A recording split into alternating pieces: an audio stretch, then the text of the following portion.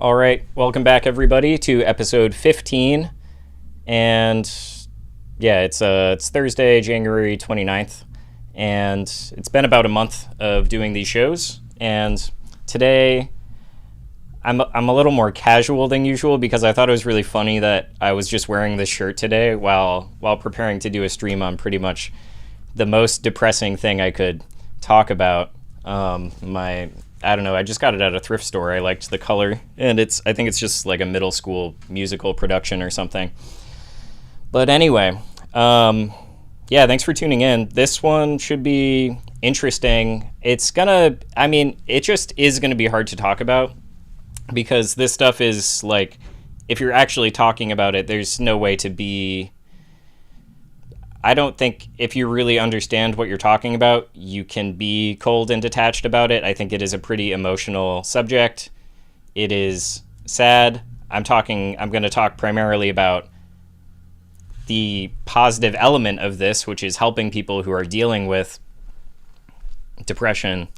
But if you have helped people with it, it is really extreme. So I'm definitely going to cry a little bit in this episode. And this is prompted because I didn't know this person, but there was a suicide recently in the past week that is close to me, and it has been close enough that I'm feeling the effects and witnessing the effects, so it just has to be talked about.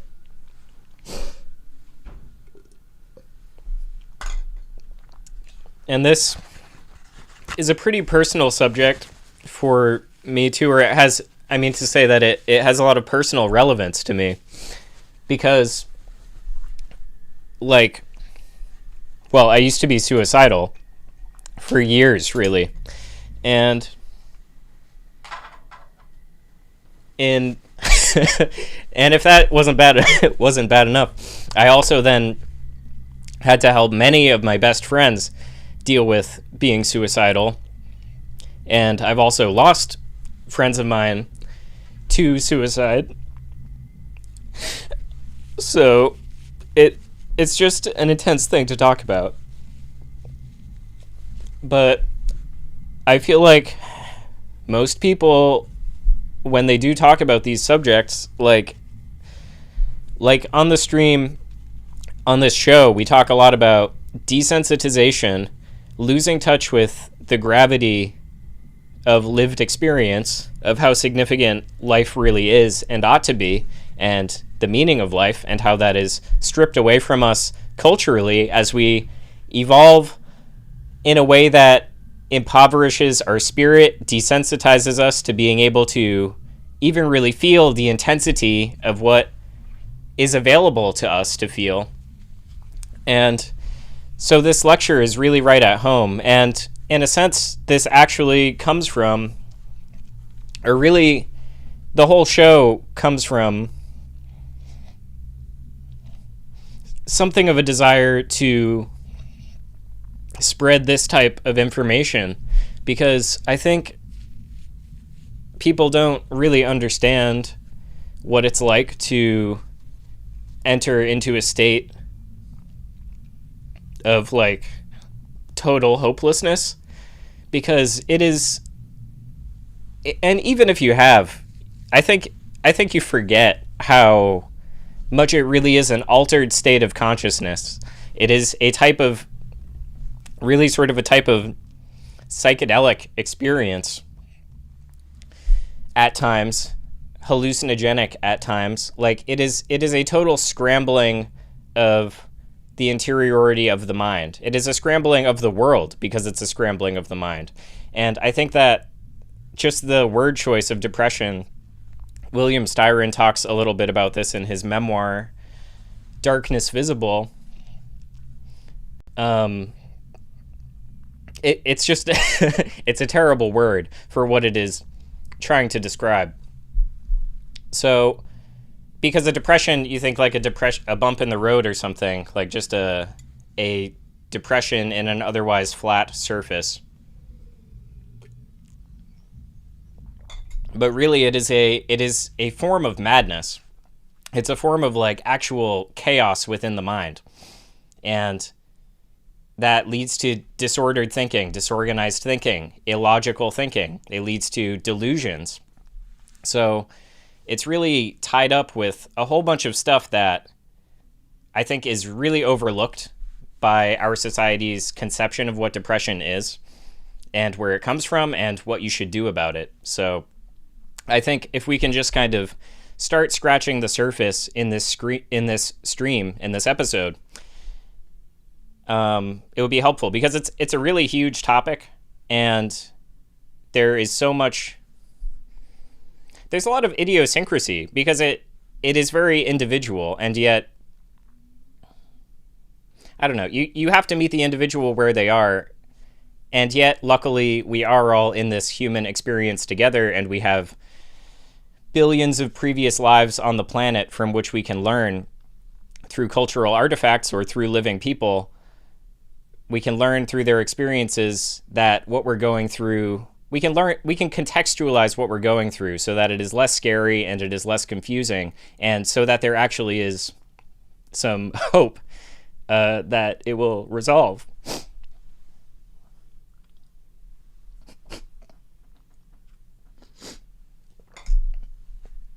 So yeah, and I'm going to be crying throughout this, I think primarily because it is like so...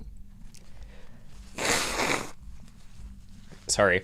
It's so hard to help people with this, because I'm not thinking about my own experiences when I start crying. I'm really thinking about what I have just seen in other people's eyes.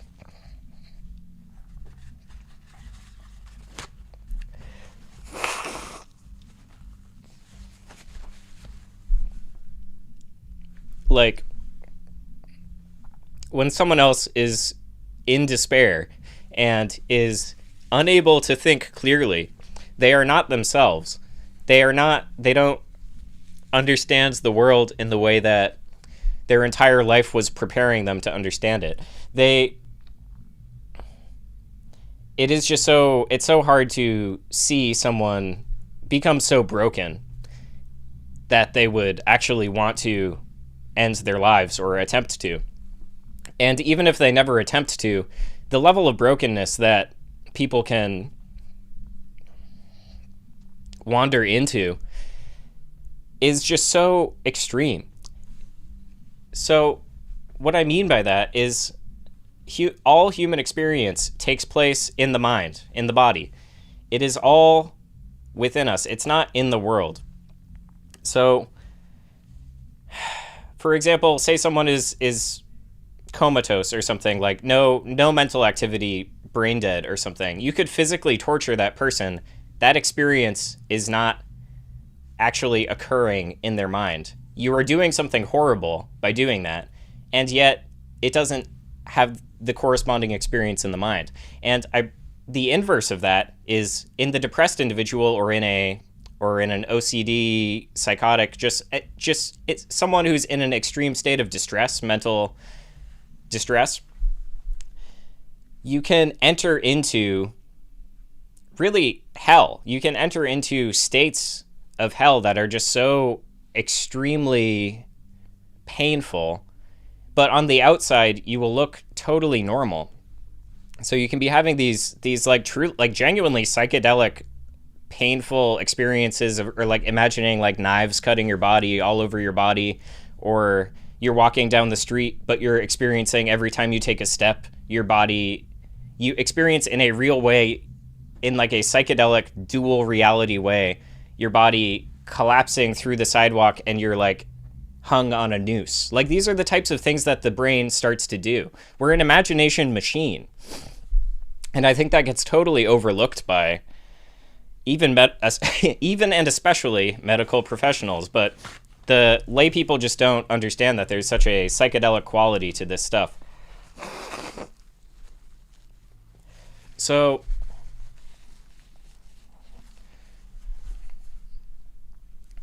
and not to use friends examples or anything, but this just really stuck with me because I have a friend who like brought up to a psychologist that they were experiencing this compulsive visualization of just like beating themselves in the head, and the psychologist who has like been a therapist for people before pretty much left left it at like, oh, that's really weird. And then this friend told me about that experience, and I'm like, oh, I know exactly what you're describing, and it's well understood in the literature as a type of ideation, as a type of ideated gesturing of harm to the self, and it happens compulsively depending on whatever thought pattern or thought loop you are getting trapped in, whatever thing you're thinking about yourself. You may be connecting it with this vision of self-harm in the mind, and usually that's where it starts. Before you actually do self-harm on the body, it would start with compulsive self-harm in the mind or something like that. But really, all sorts of people are different. Personalities are really like so different. People react to these things in totally unique ways. Some people are way more extroverted. Some people are really introverted. And in my experience and the experience of my close friends, we were much more the type of introverted people who just withdrew from the world and would languish and suffer internally. So anyway, sorry about blowing my nose and everything. All right. So with that, let's get into the state of mind a little bit more specifically that I think people wind up in.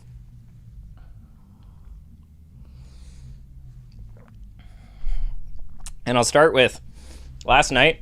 I drank a Red Bull for like I drank like half of a Red Bull for the first time in a year because someone just left it at my dad's house and he gave it to me because he's not going to drink it, and I really typically wouldn't either. I was saving it for like when I need to go on a really long car ride at night or something.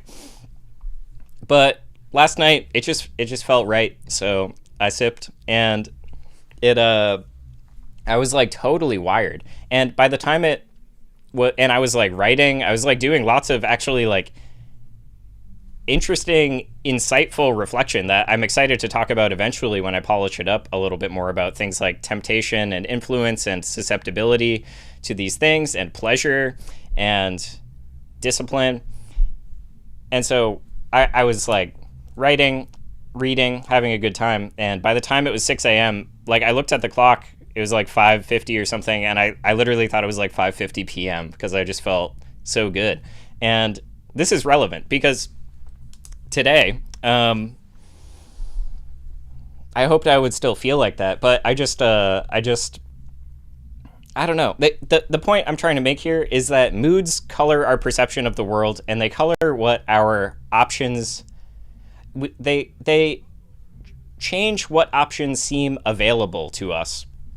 So, like last night, I felt like I had so many options. I felt like I could write or read about any of my interests and reach some new insights. But like maybe I'm gonna start drinking Red Bull or something because I don't know. It was good, but anyway, I don't really drink caffeine at all. But anyway, but today, like, I just felt dulled, and I felt like I had to really drag myself back to a type of perceptual state that would align with what work I actually wanted to do today. Like, I couldn't wake my body up. I couldn't wake my mind up. I just felt lethargic. And when you feel lethargic, the thoughts available to you change. You only have access to your lethargic state thoughts, your lethargic state actions. And as we talk about on the show, like, that compounds over time. So if you are taking the path of least resistance, that will just like become, it just becomes more and more of the norm. So if you're languishing, or if you're feeling lethargic and you don't, I don't know, and the dishes pile up and or like the mess piles up in your room, like, it becomes harder to actually activate yourself to do those things that really are no big deal. Like, none of those chores are actually all that difficult, but yet the world changes. The weight with which an action, the weight you need to overcome in order to execute an action feels like it gets so much heavier. So, and it's not just all on that spectrum of like ease to difficulty, but I think it's relevant to what we're talking about here. So that's an experience we all have every day. Every day is different, and depending on what's going on, you're going to have a different outlook. Things change. So I'll bring this around to the depressed individual, so we can start putting ourselves in the shoes a little bit of the depressed individual. And to do that, it's funny because it it lines up with stuff I'm kind of just generally talking about on the show sometimes. I'm going to talk about desensitization, associativity, dissociation, which are things I already talked about. I had a stream on dissociation, and I don't think that's a coincidence. I think our culture, it's like a culture of negativity and death. It breeds depressed attitudes. It breeds anxiety and confusion, and it makes people uncomfortable socializing together. So there's elements of this that show up all over our society. But in the actual depressed individual who has I don't even know if I want to call it a condition, but there really is a process people can fall into where it just kicks off, and you just wind up on this horrible spiral that can really run away with you. So that's what we're talking about here. So let's talk about desensitization again, which is just like we have, I don't know, like imagine, can you feel like, I mean, if I like close your eyes, can you feel your like 2 inches below your left wrist? Can you feel that part of your skin with intensity, or is it hard to? Or now that you're paying attention to it, is it getting easier to do that? Because in theory, you could be feeling that at all times. You have nerves all over your body. You could be feeling your whole body all the time.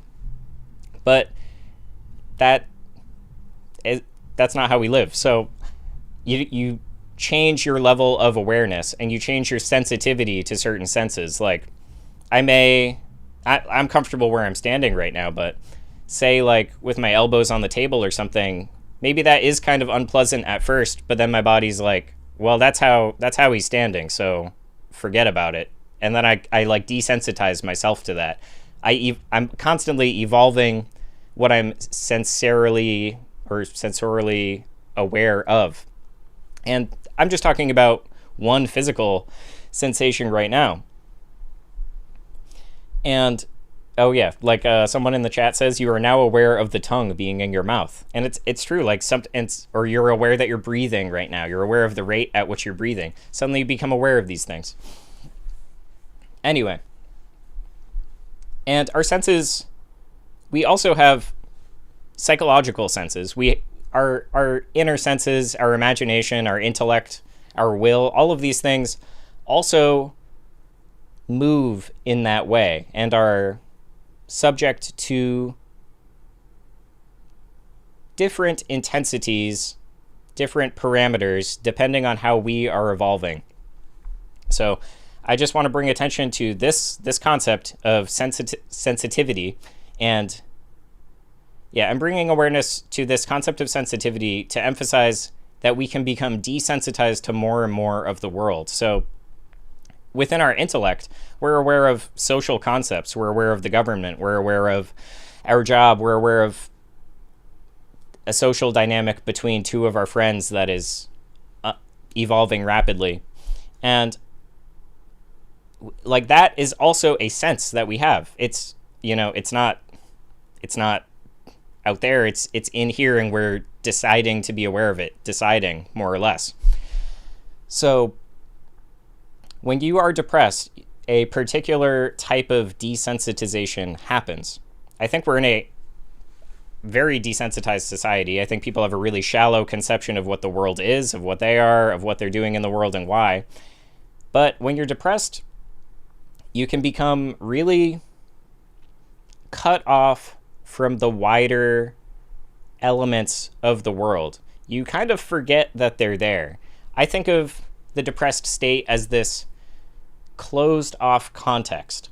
And you can think of it as I'm talking about senses in a broad sense. Like I said, like thought in this case is the sense. Like you are sensing your thoughts in order to be aware of them. So it's a closing down of context where suddenly the world's not so big and there's not so much uncertainty in it, and there's not all this interesting dialectical material and like, I don't know. I mean, I'm someone who thinks the world is really interesting. I think there's a lot to wonder about with the world. But in depression, you lose that access to wonder because the world becomes kind of a dark, simple, limited place. And likewise, you become maybe a dark, simple, and limited person. You develop a lower sense of self-esteem through this process. You only maintain your senses of the negative things about yourself. Instead of sensing all of your qualities, only those things get the spotlight on them that are things you just don't like about yourself, things that I don't know, or like things that make you feel hopeless about the future.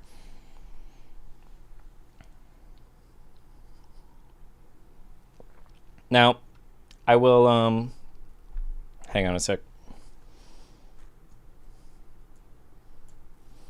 All right.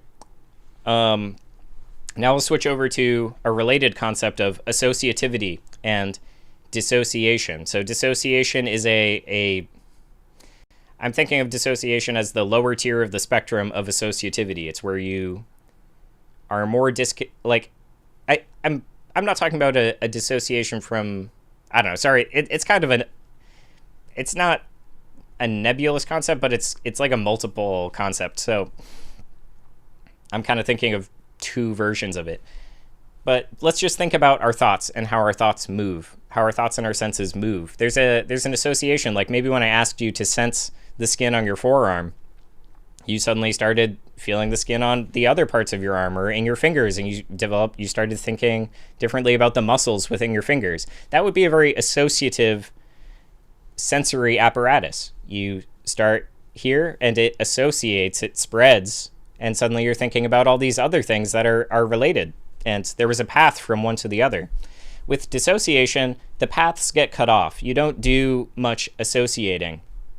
And so if you asked that of a depressed person, they may barely feel what you're talking about, or worse, they may only intellectually, linguistically conceive of what you're talking about and not even feel their body. They might just be like, oh yeah, well, like I have an arm and it's here.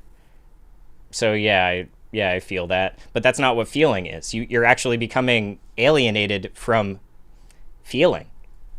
And all these things really snowball and can become very intense until you have someone who is basically catatonic or suicidal or hurting themselves. So anyway, yeah, so I don't know if that totally illustrates the associativity thing, but it's there's another thing that happens to associativity, actually. And this relates to that second half of desensitization that I brought up, where you only sense the negative. But with association, you may only start associating the negative. You may only start thinking and traveling paths that bring harm to you. You may be cut off from any path that actually reminds you of something you enjoyed, and instead you just are brought back around to a sense of loneliness or helplessness or fear or confusion in whatever form that may manifest as. It might be just a very personal, specific situation that you're in that feels hopeless. You may be in a horrible housing situation or an abusive relationship or whatever it is. So anyway, so that it's sort of like thought increasingly, as that snowballs and becomes more severe, that it's like thought becomes a means only to the end of suicide. It's like you are ultimately kind of on this path where thought is a tool of the parts of you that want to end your life or that do not want to live. And yeah, so I don't know. I guess just keep that in mind. Um, and then there's a whole other part of associativity in the depressed person too, because actually, think about the normal person in our society I've described, who's kind of detached, kind of shallow concept of reality, kind of shallow concept of human existence, not super sensorily aware of things inside or out. And that, like, the depressed person actually does intensify their senses in certain ways. You may actually gain certain perceptual depth that most people don't have. So, I don't know, if anyone, when you have an experience like, I don't know, just working out and entering into an exerted state, or jumping into cold water, or using a certain drug or something, like I imagine most people can summon like the concept of like your perception getting sharper, your vision getting sharper, or your hearing getting sharper, and suddenly you sense things that were not available. I think this also can happen in depressed people in a selective way, and this relates to my use of the term psychedelic earlier, because I think of psychedelics as psychedelic experiences seem to be extremely associative experiences. You may hear someone say a certain word, and suddenly you're thinking about the first time you heard the word, or all these scenarios where maybe you heard that word. Like it's like you have this sort of associative matrix that is super active and super fluid and moving all over the place. And in a way that can kick in depression, because you'll just start to see the wrong thing. You'll basically start to see the wrong thing everywhere. So no matter what your room you're in, depending on, people are different and states of decay are different. Like the intensities of the lows, they get worse until you attempt suicide. So sometimes you may like, I don't know, I joke because like you can joke with people who are depressed about this if you've been there yourself. It's like if you're hanging out with someone at their house, like they have probably like 3 plans for killing themselves in that house, like at least. And then if they're like staying with you for the weekend, they definitely have a plan for killing themselves at your house. Like it's just, that's the way your mind works. So you get this like associative possibility, but only for just the worst shit, which is to kill yourself or to hurt yourself or to think negatively of yourself. You'll start twisting words. So someone could give you a compliment, but you hear it in a certain way, you receive it in a certain way that brings it about as a dig at who you are, and you use it to hurt yourself. Your associativity increases so that you can use everything to hurt yourself. You'll use the world to hurt yourself. You'll use expressions of other people to hurt yourself. You will use your own minds to hurt yourself, and you will use your actions to hurt yourself. So, and it can look so passive. It can look like nothing's going on, really. But the intensity of the mind, like I said, it's the whole human experience is in there. You just don't know what's going on in there. All right, so anyway, like there's so much to talk about with this stuff, and I'm not gonna try to get into all of it. That is a big bulk of the descriptive. I think that's most of the descriptive stuff that I wanted to cover. Oh, there's one more. So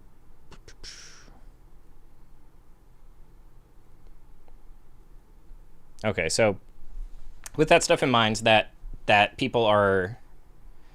depressed people are using all that stuff as ammunition for furthering the depression, it's useful to try to imagine like just like what the hell is going on in there, like who is doing this to you, because there are parts of ourselves. There are different parts of ourselves. Different parts of ourselves want different things. One part of me may want to be celibate the rest of my life. The other part of me wants to have sex with a random person. Like those can both exist in me, and hopefully one prevails over the other. And there's, and that goes for all sorts of things. But like, what's yeah.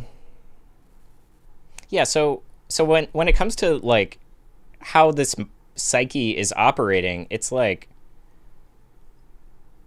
it's important to remember that they are still in there, and there is a part of them that does not want to hurt themselves, and that part of them can be nourished and brought back to be in control of the operation, so to speak. And it's probably not going to be easy, and it's going to take time, and it's probably necessarily going to relate to intense experiences in their life, because how do you wind up in this crisis in the first place? Something was wrong. And if the thing remains wrong, it depends on the person, because sometimes it is something acute. Sometimes someone just undergoes a total tragedy, and the distance from the tragedy at the end of the depression may be enough to keep them from ever falling back into that again. But with other people, it may have to do with their childhood and confusions and neuroses that they develop in their childhood that stay with them into adulthood and lead to them being confused, upset, in pain, in fear. And that's something that goes a little deeper, because that's a part of your personality now. And that has to be, there has to be some movement within the soul in order to protect yourself from a crisis like that happening again. All right, so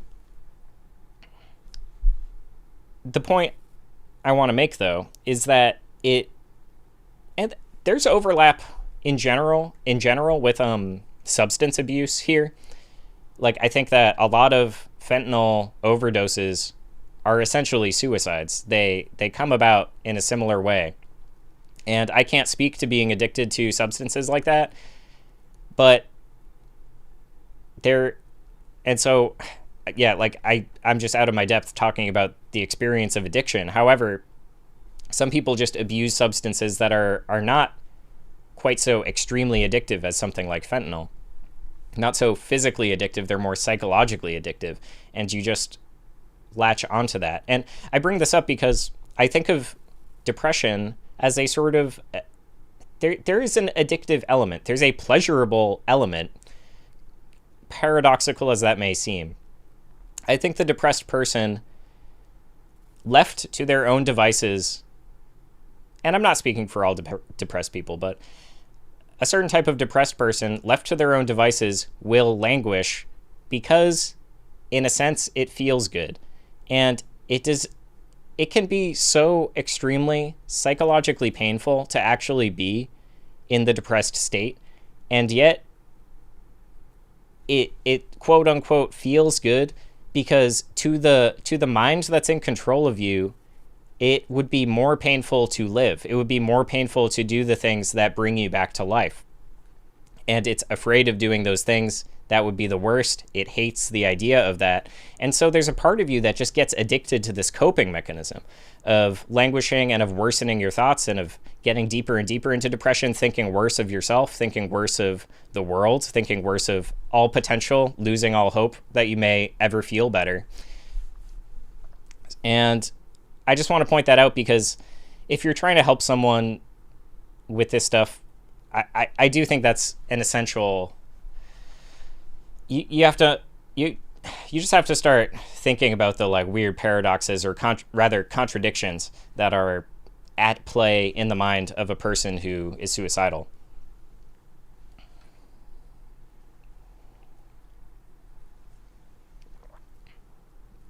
I wrote here I was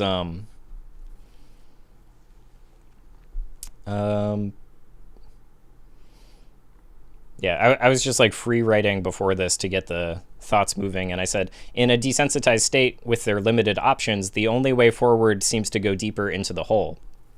And so ultimately it does feel like going forward in a way, and that's that type of pleasure. It's not pleasure because it's enjoyable, it's like pleasure because I don't have another word to describe that type of human motivation that occurs within us that makes us choose certain things above others. So yeah.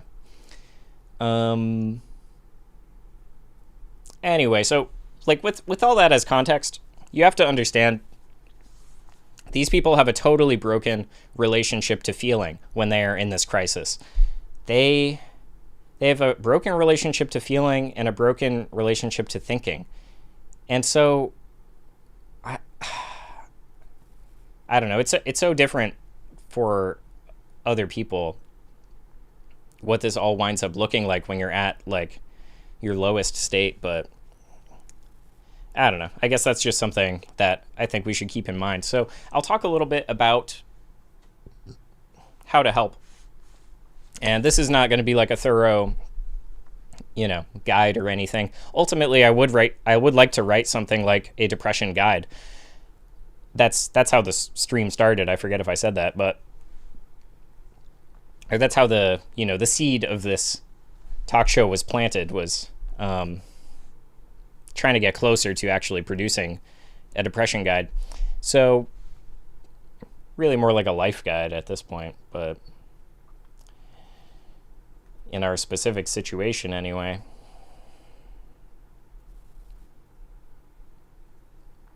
Oh yeah, well, I finished a little too soon when I was talking about how depressed people also get sort of a deeper sense of life than normies. And I wrote here, you also paradoxically wind up with a deeper sense of the gravity of life in certain ways. And so participating in our shallow society becomes unbearable, possibly due to confusion. So what I meant by that is some people are pretty accepting of our societal institutions. They trust them more or less. And when you are feeling so totally insane and you are talking to people who just don't get it at all, including doctors, the people who are supposed to be helping you, you are going to be confused. You are going to feel even more insane. And I think that this is really common. I think that there are so many doctors who have no idea what they're talking about, like that one that I mentioned earlier. And these people, especially if it comes to the point where you're in a psychiatric hospital or something, which is essentially jail, and that can be what people need, is a totally controlled environment of isolation. However, most of those environments, and here's the part that is like jail, they are traumatic. They are totally loveless. They are inhospitable. And the people in charge of you, some of whom are downright malicious, but most of whom are just totally fucking retarded. Like, your nurse just plays Candy Crush all day, and she asks you why you're depressed, and like you try to explain, and she just like, it does not compute. She just like blank eyes. So, and then it's worse than jail in certain ways because you don't have a sentence. You actually just have to like prove to them that you you have to like prove to them that you deserve to get out. But the whole time you're in there, you are just like going more crazy. So it's like a race against time to see if you can get out of there before you just like get more fucked up by the traumatic experience of the hospital. So yeah. So, and I'm not putting a hard rule on that, but because sometimes there's just nothing else, and some hospitals are okay. But yeah, I think you do just also have to have a realistic perspective with respect to therapists, psychiatrists, and especially the mental hospital. If you are talking with your suicidal friend about using those as options, because for some people it's just never going to work, because they're designed for, I don't know, they're just designed to like put you on SSRIs and get you back to work and like live your stupid fucking life. So that's like the institutional like perspective on the citizen in our nation. It's like, okay, well, your life is worthless, so let's get you medicated and get you back out there, big guy. And yeah, so there's another thing I wanted to say about that. Yeah, I guess maybe just like, and those are the institutions of our nation. So it's like something else you have to understand with depressed people is they have nowhere to go for help, because that's that's the cultural provided solution, is these people who have like spreadsheet brains who don't feel anything. Not all doctors are bastards, but like, so many so many of them are so detached from what real life is like, because we live in a culture that hates life. We live in a culture that does not it discourages so heavily the cultivation of a deep, rich life in the world or even within the mind. And it's like, yeah, well, if you're working for the institutions of such a society,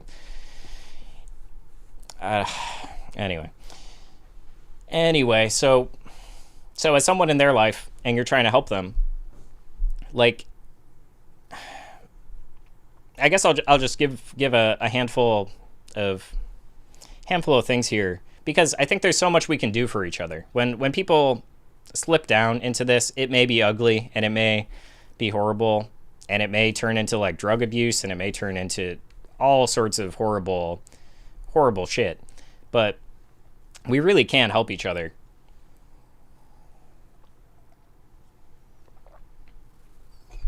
So I've just got a few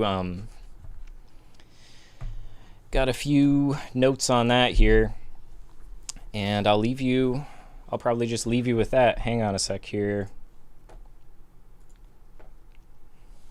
All right, so I think the best thing that anyone ever did for me, and when I was depressed, when I was suicidal, like I said, some people cope in way different ways.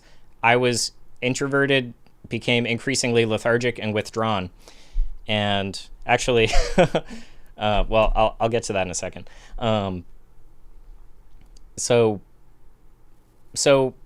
that's, when I speak from my own experience, that's kind of where I'm coming from. And the best thing anyone ever did for me was, and I received a lot of help that was significant, but I don't know, there was just something so significant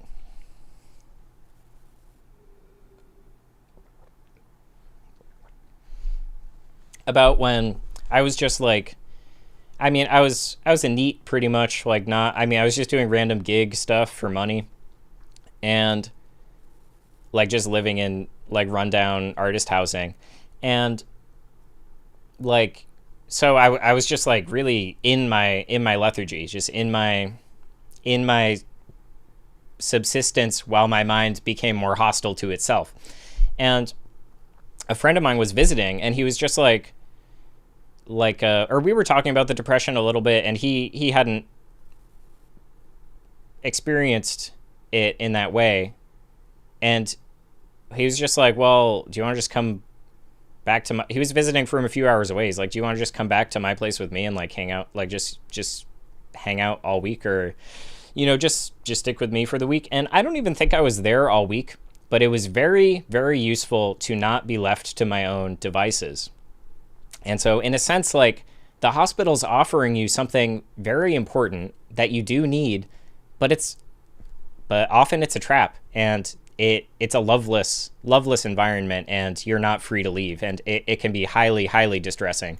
So, but that thing that I needed was just like to be somewhere else, not left to my own devices, be somewhere safe, somewhere where I was kind of like remote from all the worries of my life that were making things worse. Because like, I'm still living a life, and you just have all these chaotic thoughts that are results of, just the usual everyday everything of our lives. I use chaotic thoughts not in the depressed sense, more in the Buddhist sense, as we talked about last week, where it's like, yeah, idle talk, all these things. It just introduces a type of chaos into us that is very hard to quiet unless you do without it in the first place. And yeah, I knew when I was depressed, I was like, I wish I could just go to like a cabin somewhere and have like just a journal, like no phone, no anything, and someone's there to keep an eye on me, and like I would work my way through my problems, I believe. But that's just something that we don't really make available to people. So anyway, so the moral of that, though, is people who are in such a dire state, I think really can benefit from your presence, if nothing else. Like, because and they may hate that you're there, but they're, at the very least, they are not in the specific type of isolation that is worsening their mind. And I don't think you should just like be in the room spiking their social anxiety or something, but I think it really helps to kind of get them out in the world or doing activities. And they're going to hate all this shit, but because they don't feel it, because they don't even really know what's going on, you know? But you just have to get them going through the motions, because they are never going to go through the motions on their own. So if you can be like, hey, let's take a trip over here. Let's go for a walk in the woods. Let's just getting that perceptual stimuli into their mind that is different.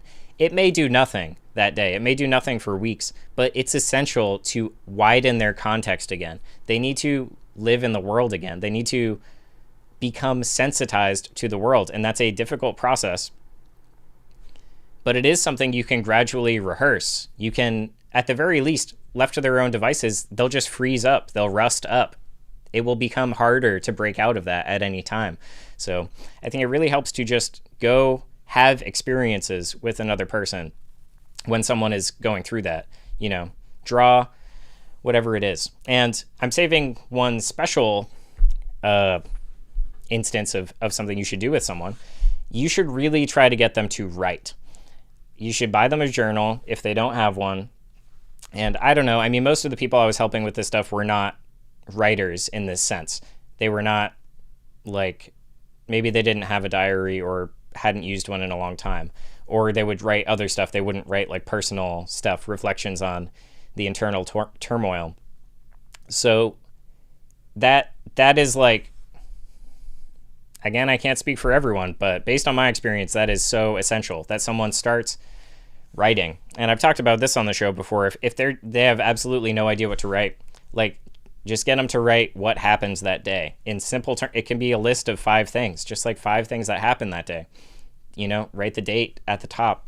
Be like, Noah came over, whatever. So, anyway,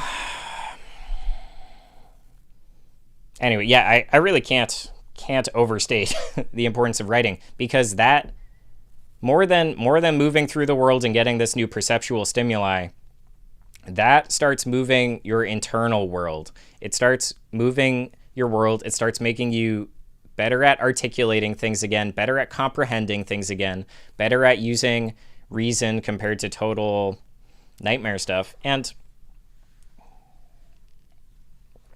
I mean, maybe all they'll have to write is some kind of like nightmare stuff. But here's the thing that I've also noticed with depression is it's kind of on and off. It kind of comes and goes very like a light switch. Like, it is just, when you are depressed, you can't imagine that you were ever happy. You think you must have been like such a naive idiot to have ever been happy or content being alive. And then like the next day you wake up in a good mood. You're like, what have I been on for like 3 weeks? Like, what? Like, I wanted to die? Like, or like, you know? So because of that nature of things, you really have to have a written record. And here's the thing. I mean, especially of the good times. Like, if your friend snaps out of it one day, like, make them write a diary entry.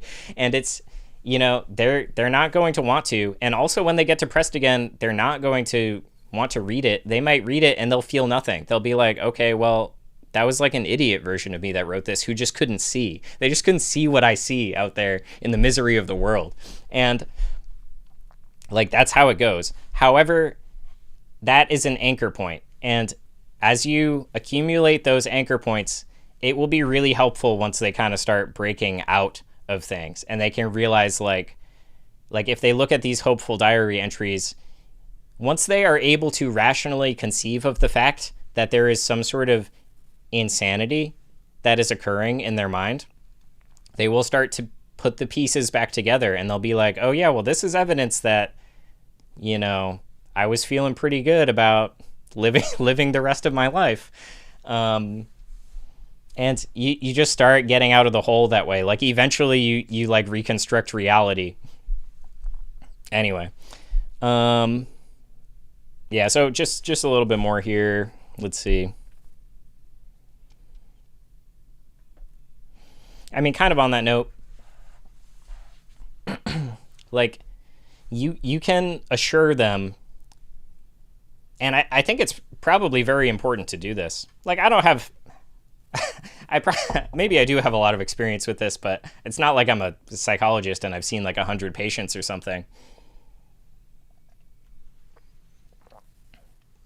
But I think it probably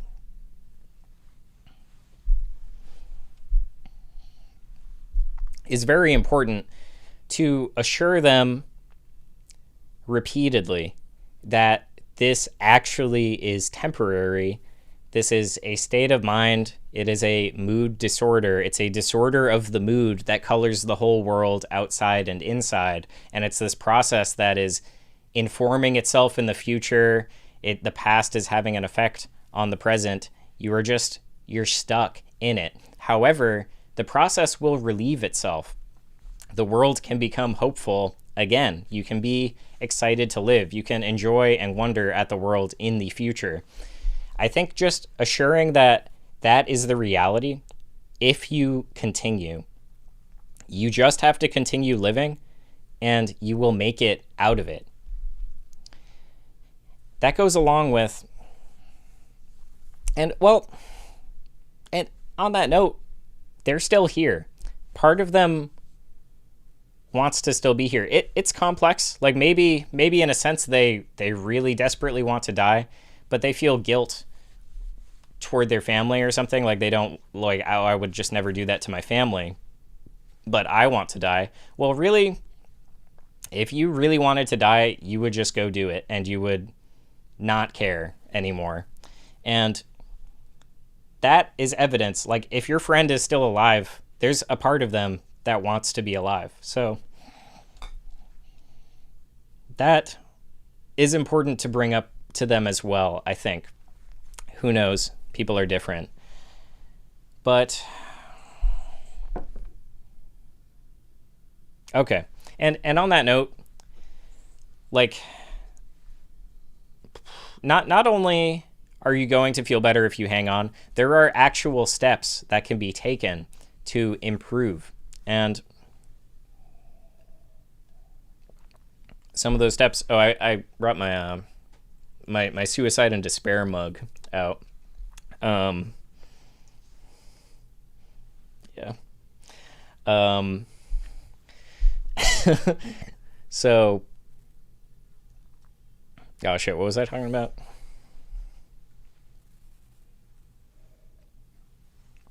I got it. So,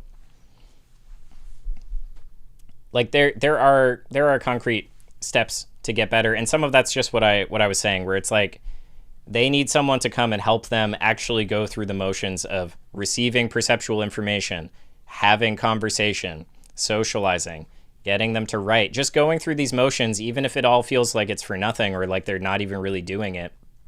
And also extremely important within that is like nutrition and exercise. And it's, I mean, nobody wants to hear,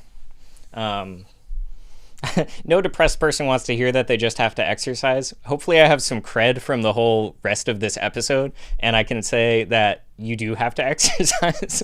Like the food, that this is, there's an energy issue going on as well. And if you let yourself, like,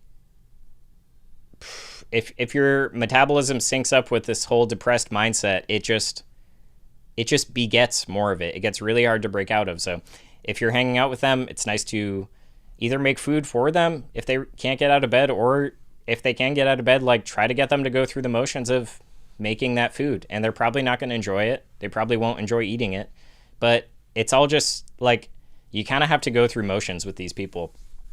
And yeah, same with moving or whatever, like play a game outside. I don't know, play soccer. Like it, and you know, easier said than done. depressed people do not want to do anything, in my experience.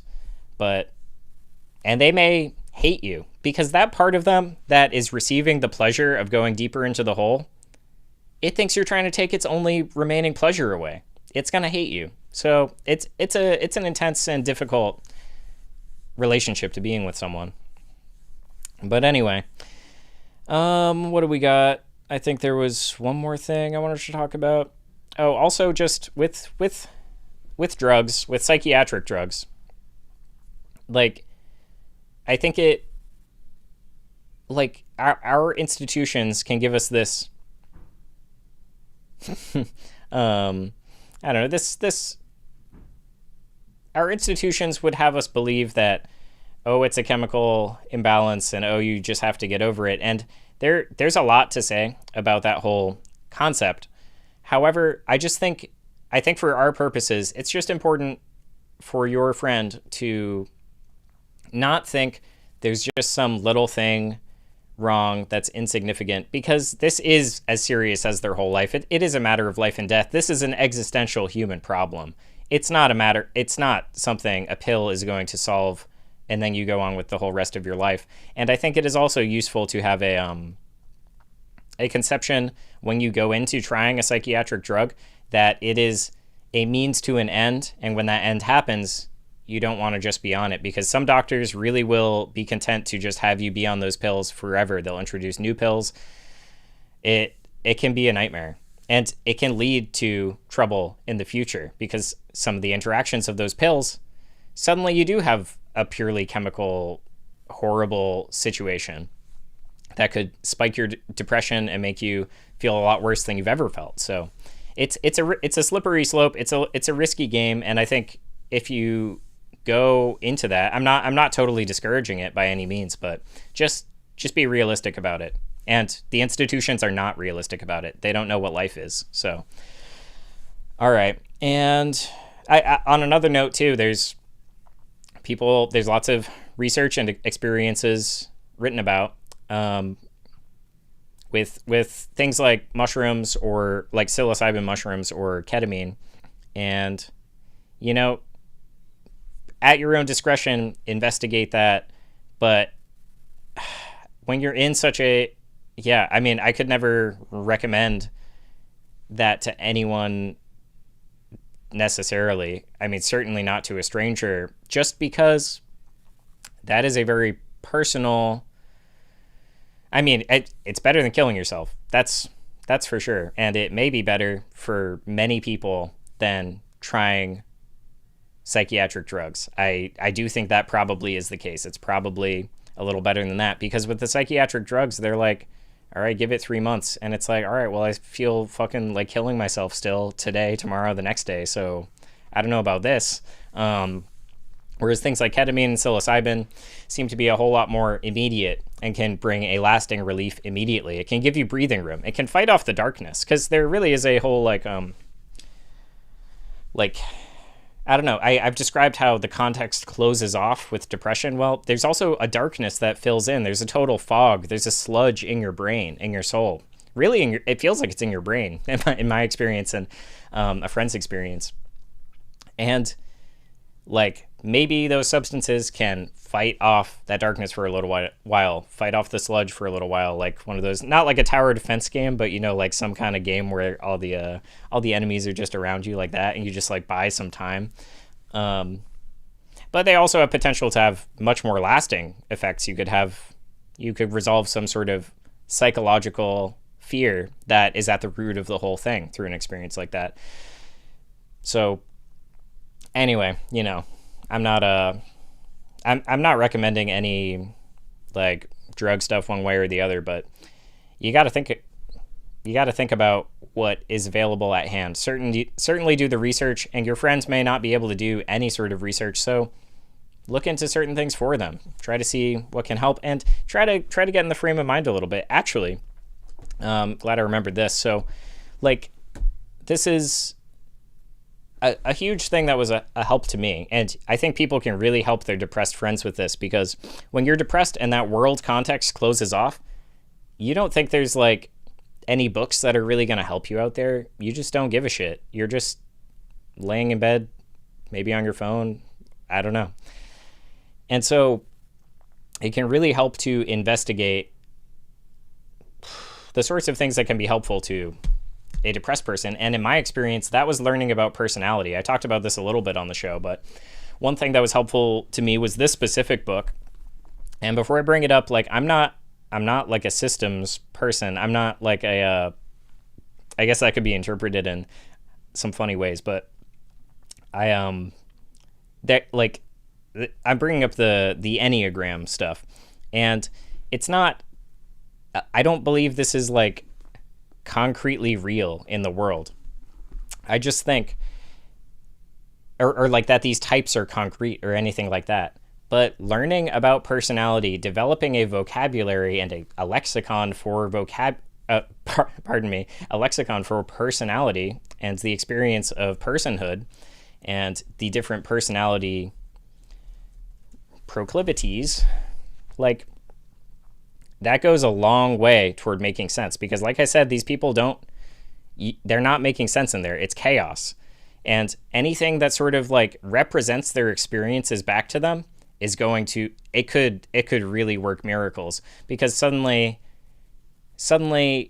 they realize they're in a false world. They realize that their conception of what's going on is false, and they have seen some light, which is the fact that someone's describing exactly what's happening to them out there in the world. And they realize, oh wait, there's light out in the world, and I can go out and find it, and I can heal from this situation. So there's tons of stuff like that. I mean, I really liked the Tao Te Ching. We'll get into stuff like this in the future too, but yeah, I liked the Tao Te Ching. I liked the Enneagram book. I like this specific Enneagram book, The Wisdom of the Enneagram, by Don Richard Riso and Russ Hudson. And I like it because, I mean, they break personalities into 9 types. And for each type, they kind of have some things that can be really useful for someone in your situation or your friend's situation. And for every type, there's a chart here where it's like, you know, healthy, mid, really unhealthy, like totally worst case for this personality type. So if you find a personality in here that you resonate with, or that maybe you see your friend in, and I would caution against ever typing another person, against ever thinking you know someone because you're reading this book and it kind of resembles someone. We will never understand each other like that. There's no, and I think it only leads to negativity if you think that you're understanding someone through a book instead of through them. And however, great tool for understanding yourself and understanding your relationships to other people. So, for example, and also, in addition to this table, they have a handy other table where they just list, like, if someone's like really, they call it warning signs. And it's like, what are the warning signs of this type of person? Some potential pathology is obsessive compulsive disorder, depressive personality disorder, eating disorders, crippling guilt, and self-destructive behaviors. They may start taking rigidly inflexible positions, be extremely self-righteous and very judgmental, start rationalizing and justifying their own actions, have intense feelings of disillusion and depression, outbursts of rage, intolerance, and condemnation. And that's not my experience, but that is something that if someone is prone to that, they may recognize that in there. So something that's a little more like me is like, I don't know. So like, I'm not saying this is totally me, but this is the type I had the most affinity with in this book. And so unhealthy 5s fear that they are incapable of finding a place in the world, and this may be true. To gain some security, they cut off all connections with the world, retreating into an isolated and increasingly empty world. They reject all but the most basic needs and are still plagued by fears. And stuff like that. And yeah, when I found this book, and there's a lot more to each type than just these tables, but those tables in particular were great for me because I was like, this does kind of explain how I feel. And then there was more text to dive into and explore, and that was a hopeful experience. Anyway, so much more could be said about that kind of thing.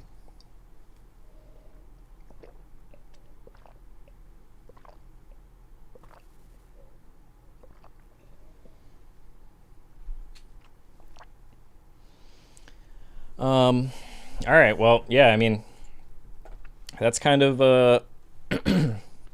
that's most of what I wanted to talk about. I will glance at these other notes I had. Oh yeah, because I've written so much about this in my diaries, analyzing my own experiences, and then also later on trying to make sense of my own experiences, and then later on trying to help other people. So there's a whole lot, and something that I found significant for me along my journey with that, and I think it can be useful if you're in a position where you're trying to help someone who's depressed and you're actually trying to, spend those days with them, do things with them, is just thinking about like every day we get energy from somewhere and every day we get dopamine from somewhere. And I think the depressed people probably can't, at certain states, they're not going to be able to think about that or like care about it one way or another. But in your position, you can maybe start to pay attention to those things. Like what, like, literally where are they getting the energy for the day? Like what are they eating? Or are they making any energy demands on the body whatsoever? And are there ways that for your particular friend you might be able to tweak this? Like if your friend plays the drums, maybe you can get them to play the drums and you can get it to an intense point and they actually are making energy demands on the body in a significant way. And similarly, like with dopamine, if they are clearly just getting dopamine from TV shows or their phone or all of that, like maybe you can try to get them to wean off of that or at least spend time without that so that it's not totally occupying the reward center of their world. Yeah. Anyway, well, I appreciate everybody for watching, and subscribe if you haven't, leave a comment. Feel free to ask any questions about anything. And yeah, I'll be back. I'll be doing this again tomorrow at 9. It's 4 days a week, Monday, Tuesday, Thursday, Friday, and tomorrow will be pretty much our month anniversary, as close as we're going to get to a month anniversary. I think maybe it would be Saturday, technically. Yeah. All right, yeah, thanks for tuning in, and I think I'm going to try to edit some videos out of this tonight, if I can stay awake, and create some things that are a little more shareable for people, because I don't know. I've said it before. But yeah, I appreciate all of you.